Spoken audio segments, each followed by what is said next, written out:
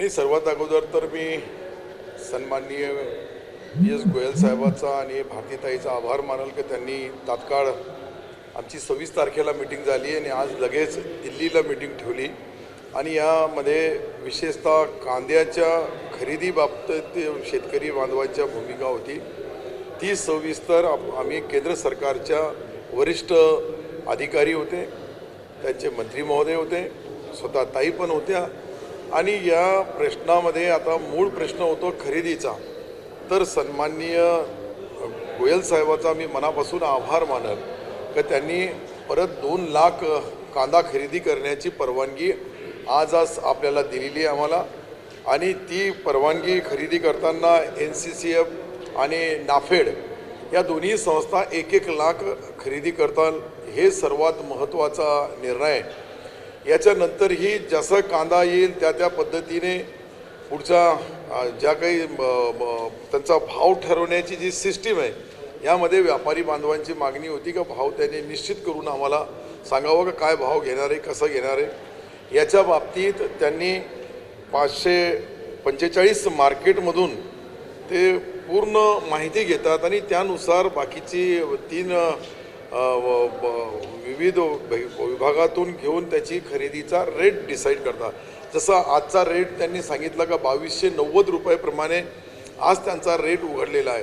म्हणजे एकंदरीत त्यांच्या याच्या पाठीमागची पार्श्वभूमी एकच आहे का गरीबातल्या गरीब श्रीमंतातला श्रीमंत माणूस कांदा खातो, त्याच्याही साठी अडचण निर्माण होऊ नये, शेतकऱ्याच्या मालालाही भाव मिळावं, या दोन्ही गोष्टी समोर ठेवून त्यांनी आज जी कांदा खरेदी करण्यासाठी परवानगी दिली त्याबद्दल मी महाराष्ट्र सरकारतर्फे आणि विशेषतः पणन मंत्री या राज्याचा या नात्याने त्यांचे आभार मानतोय।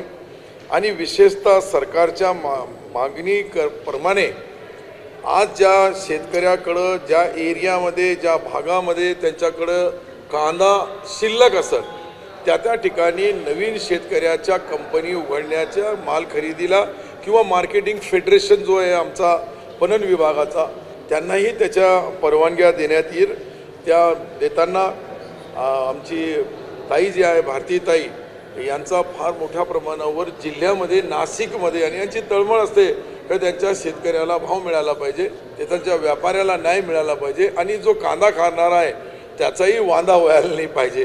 ह्या सर्व गोष्टी एकंदरीत पाहिल्या आपण तर राज्य सरकार काही ज्या कंपन्याची शिफारस करतात त्या पद्धतीने त्यांना अजून लायसन देता येईल ज्यांच्याप्रमाणे शेतकऱ्याचा कांदा खरेदीला कुठेही अडचण येणार नाही। पेमेंटच्या बाबतीत थोडाफार जी काही अडचण होती ती त्या ठिकाणी आम्हाला काही शेतकरी बांधवांनी काही व्यापाऱ्यांनी नाफेडचे आणि NCCFच्या माध्यमातून जी खरेदी होती त्याचा पेमेंटचा बोलले होते, त्याचाही निर्णय आज त्यांनी घेतला का एकदा शेतकऱ्याची तंतोतंत माहिती त्यांच्याकडे आली का 2 ते 4 दिवसाच्या आत त्याचा पेमेंट निश्चित दिला जाईल। याच्याबद्दल ही मंत्री महोदयांनी आणि त्यांच्या संबंधित सचिव महोदयांनी याची गॅरंटी आम्हाला या मीटिंगमध्ये दिली। त्यानंतर अजून काही जे काही जितके आमच्या शेतकऱ्यांच्या कंपन्या कांदा खरेदी करण्यासाठी दिलेले आहेत, काही लोकांची तक्रार होती का त्या कंपन्या वेळेवर खरेदी करत नाही किंवा त्यांचा ॲड्रेस बरोबर नाही, त्यांचा मोबाईल नंबर, त्यांचा नाव, त्यांचा लोकेशन आणि विशेषतः बॅनर आणि पोस्टर ते दोन्हीही डिपार्टमेंट जे कांदा खरेदी करणार आहे त्याची तंतोतंत माहिती आम्ही आमच्या फेडरेशनकडून बी आणि जे काही जिल्ह्यामध्ये वृत्तमानपत्र जे असतात किंवा महाराष्ट्रामधल्या वृत्तमानपत्रामध्ये त्याची तंतोतंत माहिती छापल्या जाईल दोन्ही विभागाकडून आणि ती छापल्यानंतर कांदा खरेदी करणाऱ्या विकणाऱ्या शेतकऱ्याला कुठं अडचण येणार नाही। या अडचण येऊ नये म्हणून त्याचीही आज एक महत्त्वपूर्ण निर्णय सरकारच्या वतीने तो एक घेण्यात आला। आणि विशेषतः आपण पाहिलं तर गेल्या वेळेस जी कांदा खरेदी झाली या कांदा खरेदीमध्ये शेतकऱ्यांना 800 कोटी रुपयाची खरेदी आतापर्यंत झालेली आहे। अजून आज जे त्यांनी 2 लाख टनाची आपल्याला 2 लाखची जी मंजुरी दिली त्याचे 400 कोटी रुपयाची खरेदी परत केंद्र सरकार करणार आहे।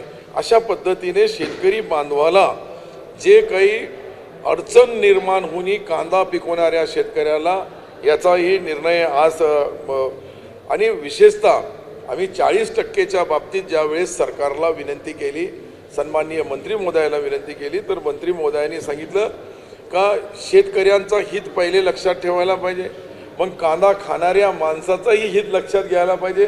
हे दोघंही समोर ठेवून, हा काही परमनंट नाही आहे, हे जशी जशी परिस्थिती निर्माण होते त्या परिस्थितीनुसार आपण पण त्याच्याबद्दल त्यांची एक उच्चस्तरीय समिती आहे, त्या समितीसमोर ही आमच्या शेतकऱ्यांची भावना मांडणार आहे का 40% जो टॅक्स लावलेला आहे कांदा आपण जे बाहेर विदेशमध्ये पाठवतो त्याला कमी करा किंवा याला हा टॅक्स रद्द करा किंवा ही लावलेली जी ड्युटी आहे ती कमी करा किंवा रद्द करा. तर याची ते वरिष्ठ पातळीवर त्यांच्या ज्या काही सचिव लेवलची एक कमिटी आहे, स्वतः मंत्री महोदय त्याच्यामध्ये लक्ष घालून आणि भारतीताईने हा प्रश्न माझ्यासमोर त्यांच्याशी बोलताना, कारण की सर्वात जास्त कांदा आमच्याकडं नाशिक जिल्ह्यामध्ये पिकतो, महाराष्ट्रामध्येही पिकतो, महाराष्ट्राच्या अनेक जिल्ह्यामध्ये पिकतोय, परंतु खरं कांदा पिकवणारा शेतकरी असल्या कारणाने त्यांनी ते बोलले आणि त्याला त्यांनी उत्तर पण दिलं आम्हाला का याच्याबद्दल आम्ही वरिष्ठ लेवलवर चर्चा करून अंतिम निर्णय घेऊ. हे एक महत्त्वाचा, कुठल्याही परिस्थितीमध्ये आपण या 2-3 दिवसात पेमेंट मिळण्याचा तो एक महत्त्वपूर्ण निर्णय मी तुम्हाला पहिलेच बोललो. अशा पद्धतीने कांद्याच्या मार्केटिंग फेडरेशन वेळ पडली तर आम्हीही उतरू. काही नवीन लोकांना कांदा ज्या भागामध्ये नाशिक जिल्ह्यामध्ये असेल किंवा अजून महाराष्ट्राच्या अनेक गावं जिल्हे आहेत की त्या ठिकाणी कांदा पिकवणारे शेतकरी जे आहेत त्या शेतकरी बांधवाची अडवणूक होणार नाही, त्याला वेळेवर पेमेंट मिळेल, त्याचा भाव कमी होणार नाही याची दक्षता घेतली जाईल आणि भाव कमी झाला किंवा जास्तही झाला तर याला कंट्रोलिंग करण्यासाठी ही तात्पुरती व्यवस्था लावलेली आहे. 40% काही परमनंट नाही. जे आज निर्णय झालेले आहेत त्याच्यामुळं कांदा व्यापाऱ्यांचं समाधान होऊन उद्यापासून व्यवहार सुरू होतील का, त्याच्याबद्दल काय? मला असं वाटतंय का त्या शेतकरी बांधवांचा हित लक्षात घेऊन किंवा व्यापारी बांधवाचा हित दोघंही लक्षात घेऊन आम्ही त्यांना आता आमच्या समोर बोलवणार किंवा त्यांना तुमच्या माध्यमातून आजच मी विनंती करतो की त्यांनी तात्काळ त्याचा, आता काही लोकांनी चालू बी केला खरेदी, काही जिल्ह्यामध्ये काही म्हणजे प्रमुख व्यापारी आहे त्याच्यामधले एक 7-8 राहिलेले आहेत, त्यांनाही माझी विनंती राहील की त्यांनी तात्काळ तो सुरू करावा, जेणेकरून शेतकऱ्याकडं जे माल असेल नाही केला तर आम्ही पर्यायी हे ॲडव्हर्टाईज करणार, मार्केटिंग करणार, त्याची पेपरमध्ये जाहिरात देणार, त्याच्यामध्ये तंतोतंत जे काही पोस्टर बॅनर लावून का होत नाही, परंतु ते शेतकरी बांधवांचा माल खरेदीसाठी ही कोणत्याही परिस्थितीमध्ये 2 दिवसानंतर बाकीची यंत्रणा आम्ही समोर आणू. ताई, नाफेडचा कांदा जो आहे तो बाजारात विक्री करून अशी एक मागणी होती, तर त्या मागणीबद्दल काय? नाही, या बाबतीत जसं माननीय मंत्री सत्तार साहेबांनी खूप व्यवस्थित खुलासा केला. आज आमची जी मीटिंग झाली, माननीय पियुषजींनी पहिल्या दिवशी मुंबईच्या मीटिंगमध्ये सांगितलं होतं की सरकारला ही वेळ का येते, नाफेडचा कांदा शेतकऱ्यांच्या हितासाठी खरेदी होतो, चांगला भाव पण देतो आणि त्याचबरोबर आज जर 140 कोटी जनतेचा विचार केला गेला तर तिथे खाणाऱ्याला पण तो भाव, जिथे फार हायर प्राईस जातात, जे अगदी 100कडे जायला लागतो भाव, वास्तविक याचा फायदा शेतकऱ्याला होतच नाही. शेतकऱ्याकडनं तर कमी किमतीत घेतात, पण खाणाऱ्याला जेव्हा 100 रुपयाच्या वर क्रॉस होतं तर तिथे मात्र नाफेड आणि NCCFने हाच घेतलेला कांदा खरेदी केलेला आहे, तो तिथे त्या मार्केट स्टॅबिलायझेशन, प्राईस स्टॅबिलायझेशनसाठी विक्री करावी लागते. आणि याच्यासाठी जसं माननीय मंत्रीजींनी सांगितलं की एक वेबसाईट आहे ज्याच्यावर हे भाव रोज दिसतात. मग एखाद्या राज्यामध्ये अचानक भाव वाढतो, जिथे भाव वाढेल तिथे नाफेड NCCF विक्री करणार, हे माननीय पियुषजींनी सांगितलं आणि त्याप्रमाणे हे रोजचं चित्र वेगळं असतं आणि त्यानुसार ही प्रक्रिया आहे. आणि त्याच्यामुळे दोन्ही ठिकाणी ग्राहक हित आणि शेतकरी हित हे दोन्हीकडे केंद्र सरकार, राज्य सरकार लक्ष ठेवून आहे आणि दोघीची काळजी घेणं ही सरकारची जबाबदारी आहे. सुप्रिया सुळेंनी आजच्या बैठकीसंदर्भात एक ट्विट करून त्यांनी म्हटलं आहे की राज्य सरकारने अनेक मंत्र्यांना यासाठी किंवा अनेक नेत्यांना या कांदा प्रश्नी आमंत्रित केलं नाही, राज्य सरकार या संदर्भात उदासीन आहे हे असे स्पष्ट होतं आहे. वास्तविक अनेक जो अतिशय महत्त्वाचा प्रश्न आहे शेतकऱ्यांचा, तरी अनेक मंत्री गैरहजर का आहे? नाही, खरं म्हणजे मला आश्चर्य वाटतं त्यांच्या त्या ट्विट करण्यावर बी, का हा संबंधित खाता जो आहे केंद्राचे केंद्रीय मंत्र्यांनी त्यामध्ये आम्हाला वेळ दिली. मी राज्याचा या पणन विभागाचा प्रमुख मंत्री आहेत. मी आलो, आदरणीय पवारताई स्वतः सातत्याने त्याचा पाठपुरावा करू लागले, तेही इथे आहेत. बाकीच्या मंत्रिमंडळाच्या संबंधित लोकांना याच्यामध्ये बोलवण्याचं कारण हे नाही आहे, परंतु न्याय देणारा तिथे जे बसलेले पीयूष गोयल साहेब आहेत त्यांनी स्पष्ट शब्दामध्ये सांगितलं का मी शेतकऱ्याच्या आणि 140 कोटी जनतेच्या विश्वासाला कुठेही तडा जाऊ देणार नाही. शेतकऱ्याचा हित आणि कांदा खाणाऱ्याचा हे दोघंही तयार आहे. तर बाकी मंत्रिमंडळाची ज्यावेळेस मीटिंग असते त्यावेळेस सर्व मंत्र्याला बोलावं लागतं, ज्यावेळेस चर्चा असते त्यावेळेस संबंधित मंत्र्यांनाच बोलावं लागतं. आणि संबंधित मंत्री आम्ही दोघंही केंद्रीय राज्यमंत्री बी इथे आहेत.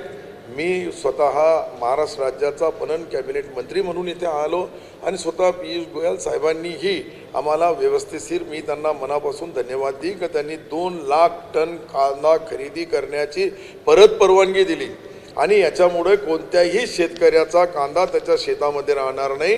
ही खरेदी करण्याची जबाबदारी NCCF आणि विशेषतः त्यांनी जे काही मला वाटतंय का सातत्याने पहिल्यांदा इतक्या अनेक वर्षाचा आपण 30, 40, 25 वर्षाचा अभ्यास पाहिला तर इतकी मोठी खरेदी जी आहे नाफेडने त्यांनी पहिल्यांदा केली. म्हणजे जे करतात त्यांचा आभार मानावा लागेल. आणि भविष्यामध्ये कोणतीही अडचण आली तर त्या अडचणीचा केंद्र सरकार राज्य सरकारच्या पाठीशी आहे, शेतकऱ्यांच्या पाठीशी आहे, व्यापाऱ्यांना मदत करणार. परंतु शेतकऱ्याचं नुकसान होऊन त्यांना मदत 140 कोटीचा जनतेचा विचार करून बाकीचे निर्णय घ्यावे लागतात असं त्यांनी स्पष्ट बोलले. आणि मला असं वाटतंय का ही जी खरेदी आहे सातत्याने चालणार आहे. अजून 15 दिवस जुना कांदा आहे, 15 किंवा 20 दिवसानंतर नवीन लाल कांदा येणार आहे. मग त्याच्या वेळेस ती परिस्थिती काय निर्माण होती. एकंदरीत देशामध्ये जगामध्ये वेगवेगळे कन्सेप्ट आहे, वेगवेगळ्या पद्धतीने माल इथून जे बाहेर पाठवतो आपण त्याला किती टॅक्स लावावा, कशा पद्धतीने लावावा, कोणत्या परिस्थितीमध्ये लावावं हे केंद्र सरकारचा अधिकार आहे. आणि केंद्र सरकारने आम्हाला एकही आम्ही ज्या ज्या गोष्टीची चर्चा केली त्याच्यामध्ये त्यांनी पॉझिटिव्ह हे सांगितलं आम्हाला की याच्यावर निर्णय एकटा एक माणूस घेऊ शकत नाही, याच्यावर उच्चस्तरीय कमिटी असते. ते 41-40% निर्णय त्यांनी घेतला तर पुढचा निर्णय सहज पुढच्या येणाऱ्या संकटामध्ये समोर ठेवून 140 लोकसंख्येचा विचार करून त्यांनी म्हणलं आम्ही हे टॅक्स आकारणी केलेली आहे. 5 प्रमुख मागण्या होत्या त्यांच्या या बैठकीच्या संदर्भात. जी. या 5ही प्रमुख मागण्यासंदर्भात काही विस्ताराने चर्चा झाली असेल तर त्या जर मागण्या मान्य झाल्या असेल तर ते मागणी वाईज सांगता येईल. सर, व्यापाऱ्यांसोबत तुम्ही चर्चा करणार आहात का? आता हा जो आजच्या बैठकीत व्यापाऱ्यांचा कुठलाही प्रतिनिधी नव्हता तर व्यापाऱ्यांसोबत तुम्ही, कारण मुख्य बंद त्यांनी करू ना, व्यापाऱ्यासोबत ज्या ज्या वेळेस व्यापारी बांधव सांगतील त्या त्या वेळेस त्यांची चर्चा करू. परंतु ही चर्चा तुमच्या माध्यमातून ते बी ऐकू लागले. त्यांच्या ज्या मागण्या आहे ते 40%ची मागणी, त्या मागणीच्याबद्दल सविस्तर चर्चा झाली. त्यांच्या मागणीनुसार का त्यांनी सांगितलं का तुम्ही कांदा रिटेलमध्ये विकायचा आणि होलसेलमध्ये नाही विकायचा नाफेडने त्यांनी. तर नाफेड ज्या ठिकाणी शार्टेज असतो, आताच ताईने सांगितल्याप्रमाणे बरोबर आहे की ज्या ठिकाणी शार्टेज तेजीमध्ये आली भावामध्ये तर त्या ठिकाणी नाफेडला उतरावं लागतं. आणि सहजासहजी भाव असला तर नाफेड आपला कांदा किंवा विक्री करत नाही. परंतु जास्त भाव असला तर त्या ठिकाणी कमी भावाने किंवा मध्यम भावाने लोकांना मिळावं त्यासाठी त्यांनी तो मार्केटमध्ये उतरतात. ती एक मागणी होती. दुसरा, 1 रुपया टॅक्स लावण्याच्या बाबतीत आम्हाला मार्केट कमिटीशी त्याच्यावर आम्ही दांगट समिती नेमलेली आहे. ती दांगट समिती लगेच त्याचा एक अभ्यास करून आम्हाला रिपोर्ट देतील का याला 1 रुपया कमी केला तर मार्केट कमिट्या चालू शकता का, मार्केट कमिट्यामध्ये लागणारा त्यांना जो मॅनपॉवर आहे त्यांना जो लागणारा दैनंदिन खर्च आहे तो भागू शकतो का. कारण की वेगवेगळ्या आहे, व्यापारी बांधवांना त्यांच्या अँगलने त्यांचा, पण मार्केट कमिटीच्या लोकांनाही आम्हाला विश्वासात घ्यावं लागेल. त्यानंतर त्यांच्या या 5ही मागण्याशी आम्ही सविस्तर चर्चा केली. केंद्र सरकार पॉझिटिव्ह आहे, केंद्र सरकारने कोणतीही नेगेटिव्ह भूमिका नाही बोलली. फक्त एकच जागेवर त्यांचा आमचा फॉल्ट येतोय त्यांची चर्चेमध्ये कुठेतरी का 40% तात्काळ रद्द करा. आणि 40% रद्द करण्यासाठी केंद्र सरकारने जो निर्णय घेतलेला आहे त्या निर्णयामध्ये बदल करण्याची त्यांची जी सिस्टीम आहे त्या सिस्टीममध्ये बसून कधी करायचं काय करायचं हे ते निश्चित ठरवतील. थँक्यू. थँक्यू, धन्यवाद. एबीपी माझा, उघडा डोळे बघा नीट.